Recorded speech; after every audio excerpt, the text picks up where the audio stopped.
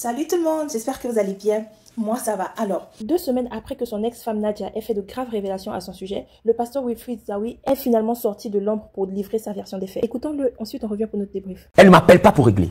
Elle ne m'envoie pas ses parents. Elle ne fait rien. Sachant que depuis des années, je me plaignais de cette situation. Et quand elle sort, c'est pour enfoncer le clou. Pire, c'est pour appeler à la haine. Appeler tout le monde à venir dans son combat pour aller contre un homme. Mais quel homme? Le père de ses enfants. Et j'attends tous ceux qui ont besoin d'informations. J'attends les journalistes. J'attends quiconque a besoin d'une information. Je vais vous donner les informations. Tout le monde. Comment une femme, et je m'adresse aux mères, aux mamans qui me regardent, comment une femme peut appeler tout le monde à venir avec elle contre le père de ses enfants, sans envoyer ses parents vers lui? Parce que depuis 2022, que nous avons décidé de nous séparer, je n'ai jamais vu ses parents m'appeler, me biper, même me laisser un SMS, pendant qu'ils ont reçu de moi une dot. Comment le seul appel qu'elle fait n'est pas d'appeler ses parents pour régler l'histoire, mais le seul appel qu'elle fait, c'est de chercher des alliés pour détruire un homme, mais qui est le père de ses enfants. Donc vous qui direz, pourquoi tu ne l'as pas appelé? Voici la réponse que je vous donne. Vous, maman, qui direz, pourquoi il se comporte comme ça avec la mère de ses enfants? Je vais vous poser la question. Pourquoi il se comporte comme ça avec le père de ses enfants? Voici la raison de mes différents postes. Et voici la raison de mon silence. C'est pas que ce qu'elle a dit a trop de sens. Mais je me devais de garder le silence parce que c'était un choc. Oui, c'était un choc. Je sais que beaucoup de personnes ne m'aiment pas dans le monde ecclésiastique. Je sais que beaucoup de personnes souhaitent ma chute. Mais pour moi, j'imaginais pas que c'est la main. C'est-à-dire que c'est ma main qu'on allait prendre pour me taper. Voilà pourquoi j'ai posté une image de Wilfried qui joue contre Wilfried, du pasteur Zawi qui joue contre le pasteur Zawi. Et j'ai mis en légende, vous pourrez voir affiché à l'écran. Même si pasteur Zawi gagne, c'est quand même Zawi qui a gagné Zawi. Parce que c'est une bataille qui n'a pas de sens. C'est une bataille où je me bats avec la mère de mes enfants. Et tout à l'heure, vous allez avoir le temps de comprendre avec preuve à l'appui comment tout ça s'est fait. Pas pour la dénigrer, mais pour vous expliquer que tout ce qui se dit ne doit pas être pris avec émotion. Quand on est chrétien, on n'écoute pas, on prie. On prie pour chercher à savoir où se trouve la vérité. Mon silence n'est pas un aveu. Et aujourd'hui, je suis venu pour m'exprimer. Et le dimanche, j'ai dit à l'église, et même en 2023, j'ai eu à le dire quand le mariage a été annulé, que je ne vois personne l'insulter. Parce que peu importe ce qui arrive, elle reste la mère de mes enfants. Donc elle reste une partie de ma vie. Une partie qui est à respecter. Parce que l'insulter, c'est insulter mes enfants. En vrai, beaucoup disent que c'est au pasteur Zawi qui a commencé qu'elle a répondu. Elle ne m'a pas répondu. Elle a répondu à Choco Altamira. Choco Altamira qui a dit que c'était elle qui était à la base de ça. Et qui a encore affirmé que c'est elle qui est à la base des affirmations de Jésus-Christ TV. Tout à l'heure, je vais vous démontrer que c'est encore elle qui aiderait Jésus-Christ TV. Comme si elle ne comptait pas s'arrêter. On ne va pas courir indéfiniment. On ne va pas aller dans tous les sens. La vision Genèse, avant que je rencontre cette dame en 2013, a commencé en 2006, dans la commune de Marcory, dans le quartier d'Anoumabo. Vous voyez, à Anoumabo, il y a un grand terrain. Et sur ce terrain-là, il y a l'église Saint-Pierre d'Anoumabo d'un côté et l'église méthodiste d'un autre côté. Il y a une maison qui est là, la maison des Haké. Et la dernière fois, quand je parlais de ces choses-là, en montrant les images de comment j'ai commencé, on a vu le chanteur Fior de Bior, que vous connaissez tous, qui a mis en commentaire, c'est chez mes parents. La maison, c'est la maison de mon père. Donc, allant sur son commentaire, je peux dire que j'ai commencé dans la maison du chanteur Fior de Bior. Et c'est dans cette maison-là qu'en 2006, j'ai commencé ma cellule de prière qui s'appelait déjà Genèse, en juin 2006. Je sortais à peine de ma classe de terminale. Après cela, nous nous sommes retrouvés à la maison de mon père, où j'ai commencé à servir Dieu, à continuer la vision Genèse avec la même cellule de prière Genèse. Mais quelque part, un jour, tes yeux doivent me voir. Jean-Marie, 2 dimensions. Il dit, Seigneur, longtemps j'ai entendu. Mais aujourd'hui, mon œil t'a vu. Ça vous dit qu'on met plus de temps à entendre avant de voir. Pourquoi? Parce que tout ce qu'on entend ne produit pas en nous de foi. Je suis en train de dire à quelqu'un que si c'est que tu as appris longtemps, fais grandir ta foi t'enverra à voir. Parce qu'il a dit en bas, il dit, si tu crois, tu verras. C'est la foi qui nous envoie à voir Dieu. Quelqu'un dit yes. Je ne connais pas mon... Il va s'en suivre plus tard la crise post-électorale. Et quand la crise post-électorale de 2010 va avoir lieu, à la fin de la crise, évidemment, on avait cessé les activités. À la fin de la crise, pour reprendre les activités de Genèse, je me suis retrouvé derrière Orca Déco. Orca Déco, juste derrière, il y a une librairie chrétienne. Il y a une petite salle au-dessus. C'est là-bas que nous faisions les cultes. Nous avons repris les activités là-bas. Juste après cela, on se retrouvait dans la maison d'une maman à la cité bourgeois, en face du grand marché de Marcory. Après cela encore, là-bas, il y a eu quelques petits couacs parce que les pasteurs ont pris, ça a commencé à déranger, donc ils ont voulu qu'on parte ailleurs. Donc j'ai été obligé de renégocier avec mon père. Et en fin 2011, nous prenons la cellule de prière Genèse dans la cour de mon père. Dans cette cour-là, le monde commence à venir. Nous débordons dans la cour. On a pris la sonorisation. Mon père étant d'origine catholique a dit, ma maison ne doit pas devenir église. Vous devez chercher à trouver une solution parce que maintenant, les gens commencent à être trop dans cette maison. C'est comme ça mon père me dit de ne plus faire les activités chez lui. Je suis obligé de chercher une place pour faire les activités. D'où en 2011-2012, nous nous retrouvons à la Maison Blanche de Koumassi, non loin d'Inch'Allah. Je rappelle que j'ai rencontré la dame en 2013, fin 2013. Donc 2011-2012, nous sommes à la Maison Blanche de Koumassi. Ce que je suis en train de dire, il y a des personnes qui sont vivantes qui peuvent témoigner cela. Juste après la Maison Blanche de Koumassi, nous nous retrouvons à la salle des fêtes de Koumassi Sikoji. Et là-bas, nous restons là-bas jusqu'à fin 2014. Et c'est étant à la salle des fêtes de Koumassi Sikoji qu'en 2013, l'une des mamans de l'église à l'époque, qui avait son fils qui priait aussi à l'église, qui sont parentés à la mère de mes enfants, a invité la maman de celle qui aujourd'hui est la mère de mes enfants. C'est ne pouvant pas être présente que cette maman-là, à l'église qui existait déjà, c'est ne pouvant pas être présente à l'église qui existait déjà, que la maman de la mère de mes enfants, que j'appelle maintenant Madame Nadia Netemel, Karine Laurette, que je nomme maintenant dans cette vidéo, parce que c'est d'elle dont il est question, sa mère ne pouvant pas venir se faire représenter par sa fille. Voilà comment est-ce que celle que vous avez vue dans les vidéos, qui est la mère de mes enfants, que je respecte beaucoup jusqu'à présent, malgré tout ce qui se passe, est venue dans l'église Genèse et a introduit l'église Genèse. L'église existait déjà. Nous faisions déjà notre culte. Nous prêchions déjà l'évangile. Nous avions déjà des caravanes que nous faisions. Nous avons déjà un peuple, une structure qui existait déjà. Je suis étonné de l'avoir dit aujourd'hui que j'étais qu'étudiant. Cela présenterait que peut-être elle m'a connu à la fac. Elle m'a peut-être connu devant la cour de l'université où je fréquentais. Mais je veux vraiment qu'elle puisse vous dire clairement où est-ce qu'elle m'a rencontré. Et oui, elle m'a rencontré à l'église Genèse. Parce que j'étais déjà pasteur de l'église Genèse lorsqu'elle m'a rencontré. Pour ce premier point, voici comment est-ce que je peux vous présenter comment j'ai rencontré cette femme. C'est dommage que je vienne ici pour vous présenter un témoignage pareil, pas dans le but de dire la gloire de Dieu qui en découle, mais dans le but d'expliquer une histoire qui fait honte. Une histoire qui fait tellement honte que ça humilie ma vie, ça humilie ma famille, ça humilie sa famille, ça humilie l'église Genèse, ça humilie le corps de Christ en général, ça humilie même, je sais pas, la femme même dans son essence. Parce que tu ne peux pas avoir vécu avec une femme et puis te retrouver devant une caméra pour parler de cette femme. En tout cas, c'est vraiment choquant. Mais je me dis qu'aujourd'hui, tout se limite plus à ma petite personne. Ça va bien au-delà. L'œuvre de Dieu a été engagée. Des Gabonais, des Congolais, des Camerounais, des personnes aux États-Unis ont appelé de partout. D'autres ont été choqués. Et je suis sûr qu'il y en a peut-être qui ont freiné dans leur élan en Jésus-Christ. C'est pour tout cela, comme je redis, que je suis en train de faire cette vidéo. Donc quand je crois à cette dame en 2013, pour venir au programme de la bigamie, quand je crois à cette dame en 2013, au moment où nous décidons d'aller au mariage, parce que nous sommes mariés en septembre 2014, au moment où nous décidons d'aller au mariage, étant déjà membre de l'église, elle m'avait déjà confié qu'elle était en procédure, qu'elle avait fini sa procédure. Et que la grosse était chez une femme qui priait avec son père, son défunt père, que son âme repose en paix. Son défunt père avait une dame avec qui il priait, qui se serait occupée de la paperasse de son divorce et qui détenait en sa possession la grosse. Vous allez avoir l'occasion d'écouter un élément tout à l'heure qui va vous envoyer à comprendre ce que je suis en train de dire, qui est une confrontation à laquelle elle a pris part et où elle reconnaît que je n'ai pas été mêlé à cela. Je demandais-lui simplement, les enfants que nous avons eus, tous les documents, même les documents du mariage, les démarches, est-ce que je suis déjà allé à la mairie, moi en tant qu'Esaü, pour aller faire même extrait de naissance de mes enfants? C'est moi qui fais. Qui fait? C'est elle qui fait. Même le mariage, est-ce que moi je suis parti à la mairie de Marcory pour tirer quelque chose? C'est ma femme, j'ai confié. C'est moi qui ai fait tout, même lui. C'est ma femme, j'ai confié. Elle est là et puis je parle. Elle vient de confirmer ou pas?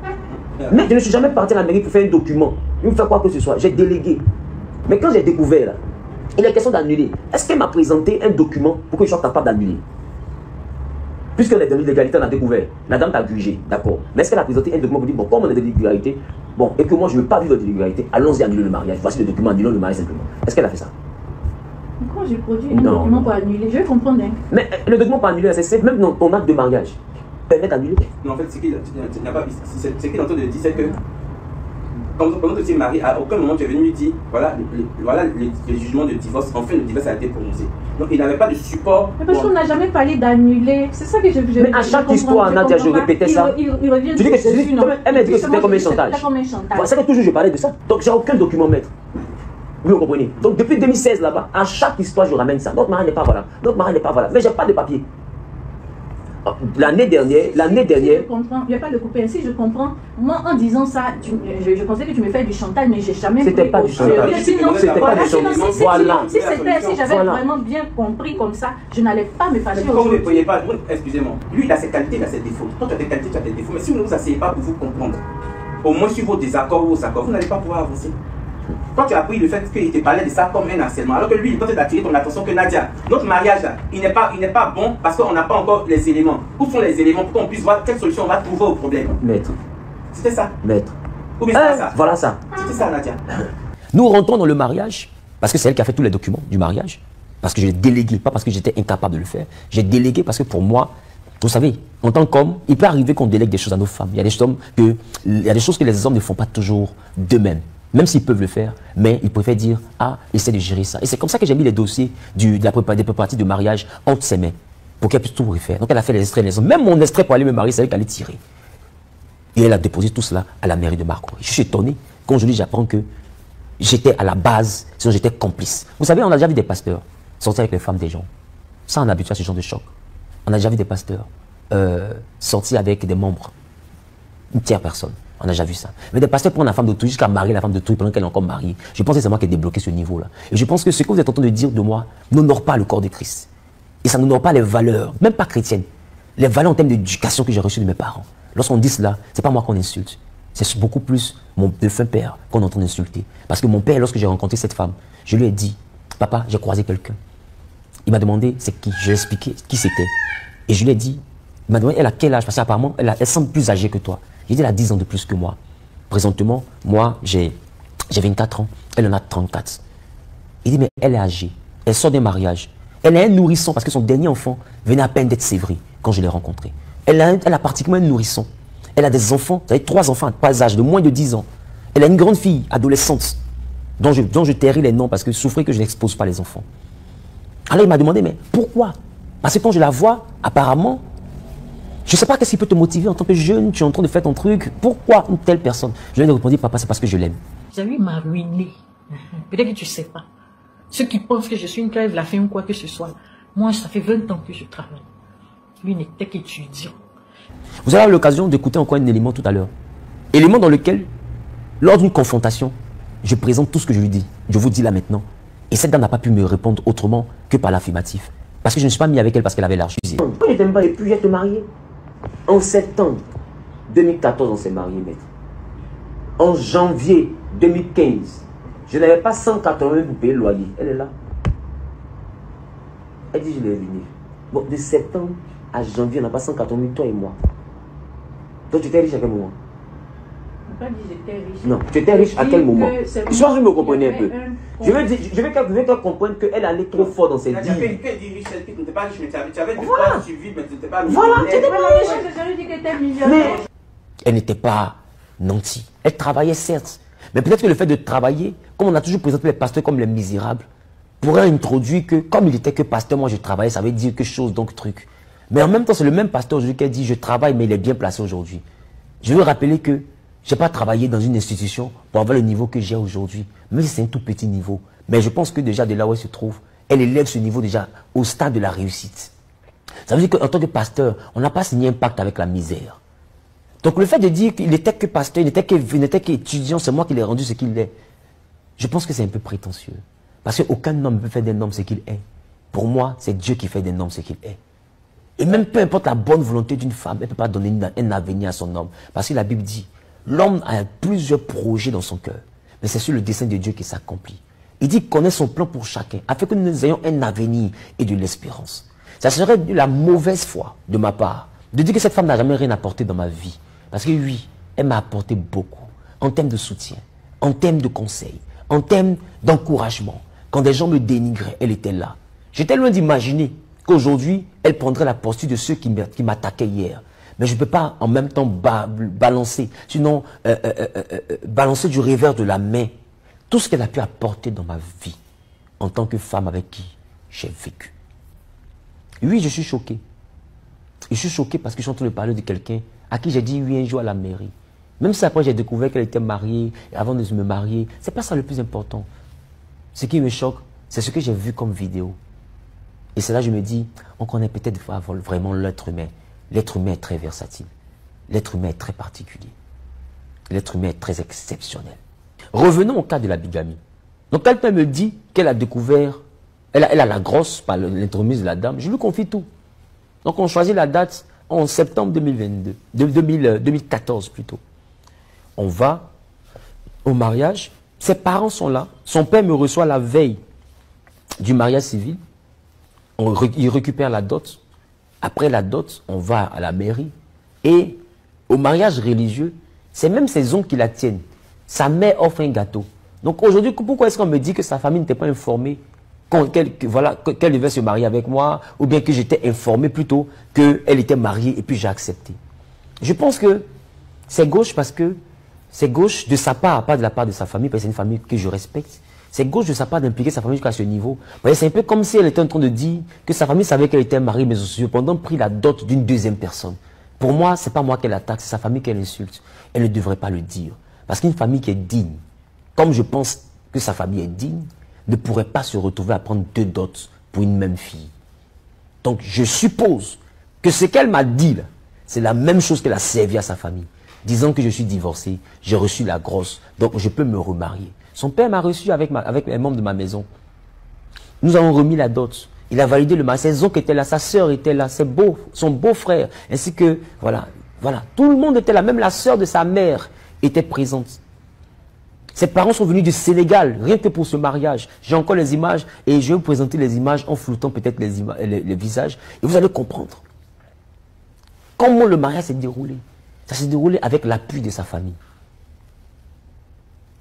En 2016, je découvre, parce que je lui demande, on s'est marié, mais je ne vois pas la grosse depuis. Tu ne me donnes pas le document. Je ne comprends pas ce qui se passe. Et c'est là qu'elle me dit que la grosse là, elle a été grugée.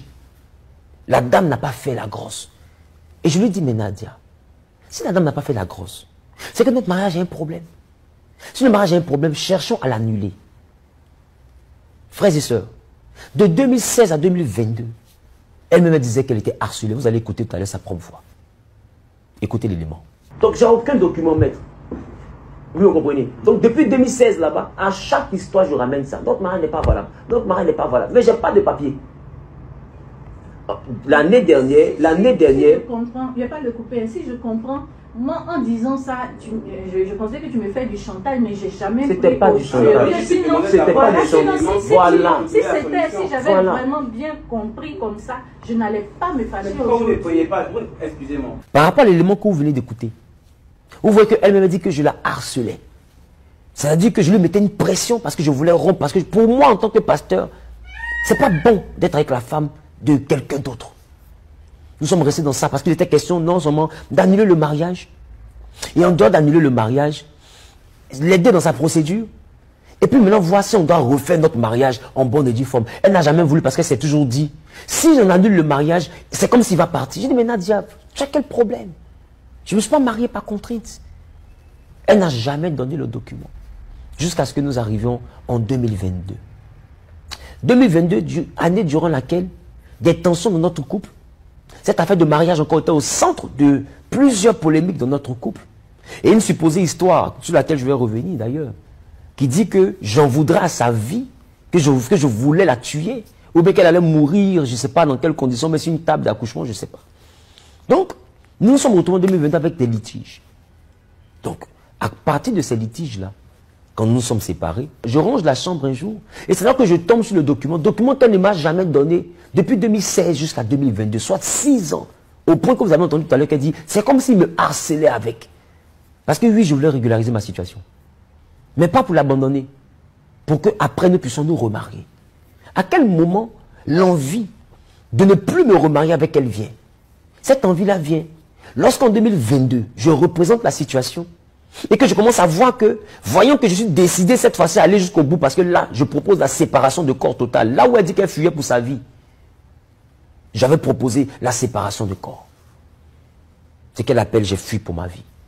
Voyant que je proposais la séparation de corps, elle va maintenant commencer à dénigrer.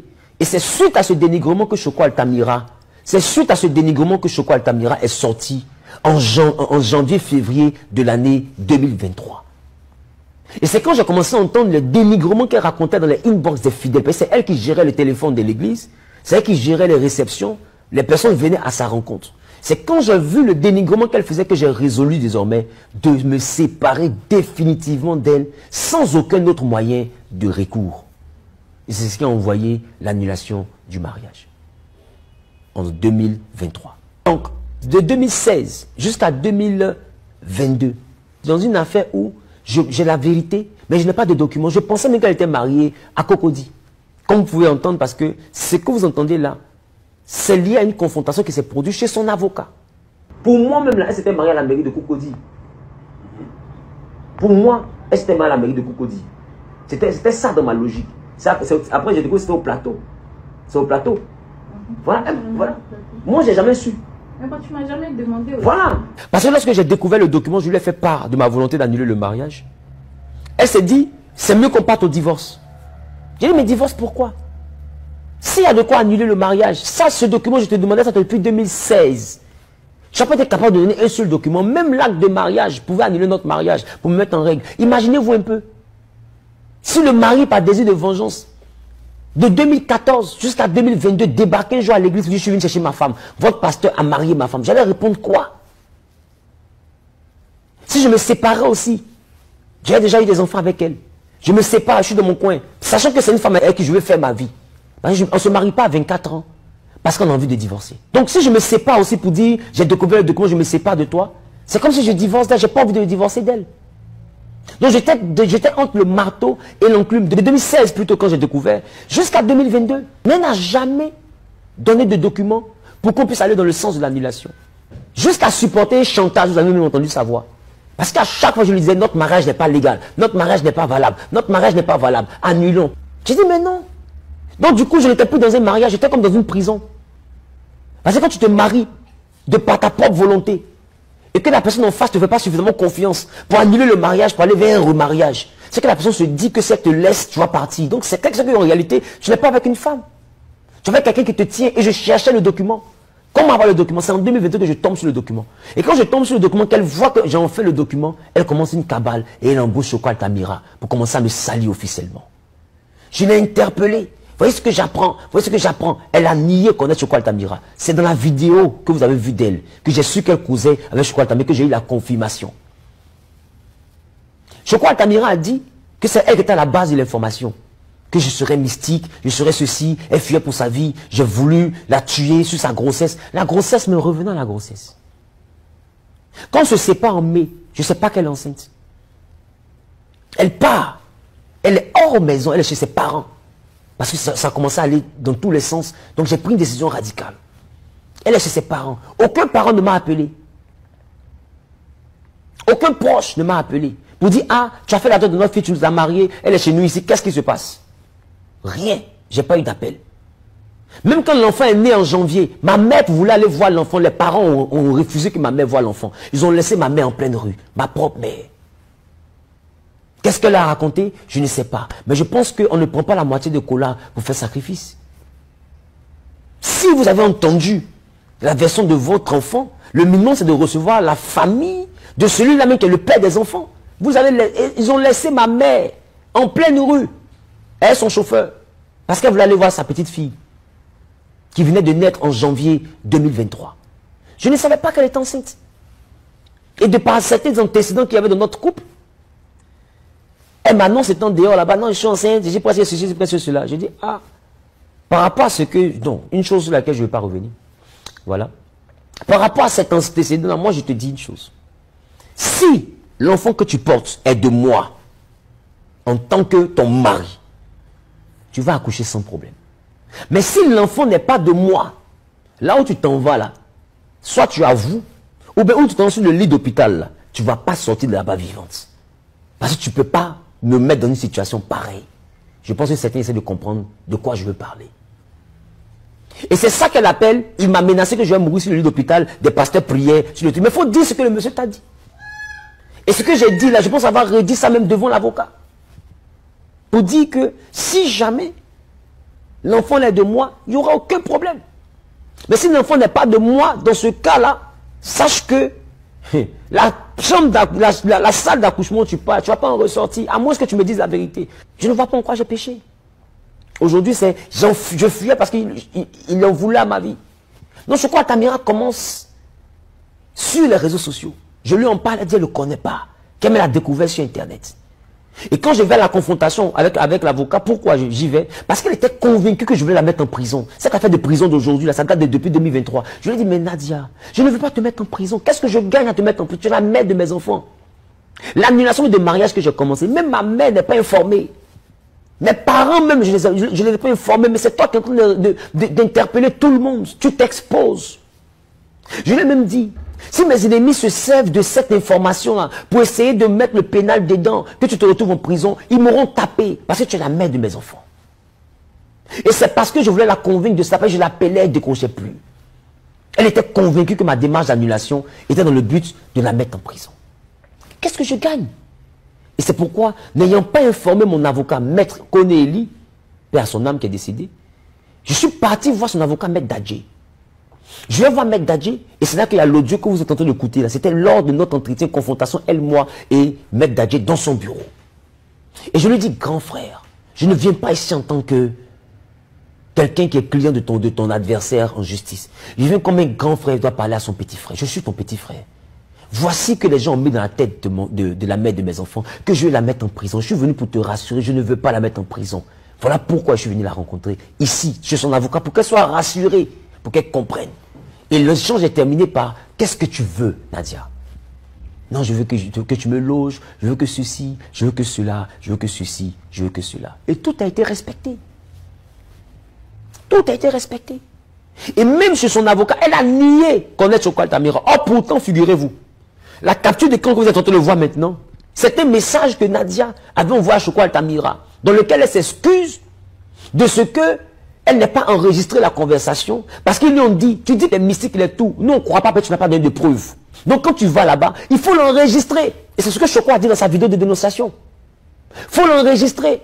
Quand je lui dis, mais tu dis que Esaü c'est un faux homme de Dieu là. C'est un faux homme de Dieu, c'est un pasteur temps, c'est un pasteur temps. Nadia, envoie-moi la preuve. Et elle était censée mettre l'enregistreur, mettre dans son sac, et puis aborder les sujets de fétichisme. Et puis elle était mariée. En septembre 2014, on s'est marié, maître. En janvier 2015, je n'avais pas 180 pour payer le loyer. Elle est là. Elle dit, je l'ai venue. Bon, de septembre à janvier, on n'a pas 180 000, toi et moi. Donc tu étais riche à quel moment? Pas dit j'étais riche. Non, tu étais riche à quel moment? Je pense que vous me comprenez un peu. Je veux qu'elle comprenne qu'elle allait trop fort dans ses dires. Elle dit riche, elle n'était pas riche, mais tu avais du Voilà. temps suivi, mais tu n'étais pas riche. Voilà, tu n'étais pas riche. J'ai dit qu'elle était millionnaire. Elle n'était pas nantie. Elle travaillait certes. Mais peut-être que le fait de travailler, comme on a toujours présenté les pasteurs comme les misérables, pourrait introduire que, comme il était que pasteur, moi je travaillais, ça veut dire quelque chose, donc truc. Mais en même temps, c'est le même pasteur aujourd'hui qui a dit, je travaille, mais il est bien placé aujourd'hui. Je veux rappeler que je n'ai pas travaillé dans une institution pour avoir le niveau que j'ai aujourd'hui. Même si c'est un tout petit niveau. Mais je pense que déjà de là où elle se trouve, elle élève ce niveau déjà au stade de la réussite. Ça veut dire qu'en tant que pasteur, on n'a pas signé un pacte avec la misère. Donc le fait de dire qu'il n'était que pasteur, il n'était qu'étudiant, c'est moi qui l'ai rendu ce qu'il est. Je pense que c'est un peu prétentieux. Parce qu'aucun homme ne peut faire d'un homme ce qu'il est. Pour moi, c'est Dieu qui fait d'un homme ce qu'il est. Et même peu importe la bonne volonté d'une femme, elle ne peut pas donner un avenir à son homme. Parce que la Bible dit, l'homme a plusieurs projets dans son cœur. Bye bye.